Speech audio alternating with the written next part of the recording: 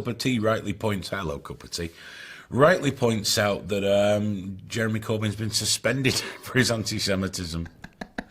And quite right too. By a legitimate report, the law was broke in 3 different major ways, wasn't it? See, you know what he could have done, Jeremy Corbyn? He could have said, do you know what, I dropped the ball there, I could have handled that better, but I will learn lessons and go on. Instead, nope, it's bullshit, fuck them. You know what frustrates me though, man, and I remember talking to you about this like 3 years ago, because I spoke to people who work at Labour Party. People who didn't like Jeremy Corbyn were holding on to those anti-Semitism complaints, and they were letting them stack up to hurt Jeremy. And now all that's coming out, and they're saying, oh, well, it was people that just wanted to hurt him. And it's like, that's no defence. That's you saying that people other than Jeremy Corbyn in the Labour Party are happy to just sit on those complaints. Well, I've been told by someone that knew him, not friendly, but worked around him. And this is heresy. This is hearsay, not heresy. But to some people, this will be heresy. Yeah, speaking against but it's the definitely government. hearsay. But apparently, he really just fucking hates Jews, and classes everyone in Israel as the same as their government. And he spells Jews a little differently to other people as well. 2 K's in it. Do you know, I follow a lot of socialist channels and Labour and all the rest of it on YouTube. And it's funny because when people go through my YouTube subs, and they'll point at people like Drone Tech and go, oh, look who you watch. And it's like, oh, you just ignore the Socialist Worker, though, don't you? Socialist Worker, though, UK, the first emergency meeting they had via Zoom that was broadcast was Jeremy Corbyn is gone. What does this mean for Palestine? That was literally like, that was the first thing they could think was, well, what does this mean for Palestine? It's like, why don't you ask the question, what does this mean for, poor working class people in the UK? the ones that I mean, fair enough, man. If you want to fly the flag for Palestine, do it. But for that to be your first fucking thing on the agenda, that's why they failed. Momentum and the unions and the socialist worker folks, they fucked Labour. Because any Labour government that was even slightly centrist would have walked those elections. Would have fucking, even dull Keir Starmer, Keith. He's doing well. He's doing all right. He's incredibly dull, but during those 2 elections previously, could have smashed it.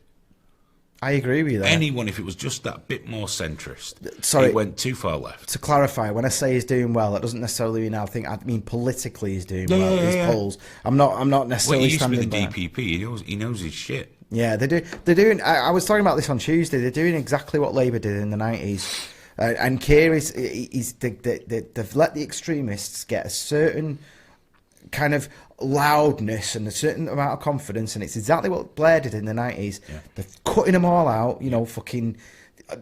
Even Corbyn is going, it's exactly what happened there, and then Labour landslide won. And I think that's what they're doing. Labour need to be centre-left. Of course they do. They can't exit... British politics has never worked when it's been hard left or hard. We've never really had anyone hard right, have we? But they've always got to be centre right or centre left. It's the only thing that works in British politics.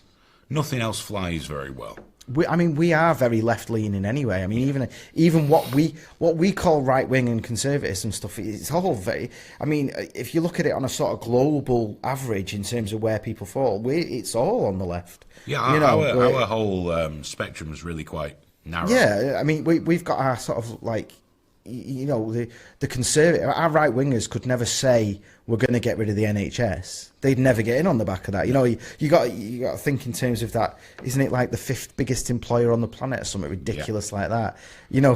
For a right wing thing to be like, yes, we need this huge government run thing where everyone's like, that's insane in most other countries. So yeah, I mean, you're right. But even then, even within that context, you can't go too crazy. No, you got to stay centre left or centre right. Because people still remember the 70s, they remember the bins, and they remember all that shit. My dad, lifelong Labour voter, he voted for Margaret Thatcher. Oh really? Now I ask him now, he can't fucking remember that now. That was long gone. But when I spoke to him when I was younger, I said, "But you never voted for her," and she was terrible. He went, "Yeah, but we're on 3-day weeks." There was shit everywhere, rubbish everywhere, piling up garbage. And the nation was miserable. Yeah, people forget that. They forget how she got in. So, I mean, that's what sowed the... Essentially, Labour sowed the seeds for all the shit that Thatcher left behind for us as well after that first boom and then the bust that's lasted forever. Dude, so. if Labour don't win the next election here, I am going to be, like, if they manage to throw away this, with all these lockdowns and stuff, you know, I mean...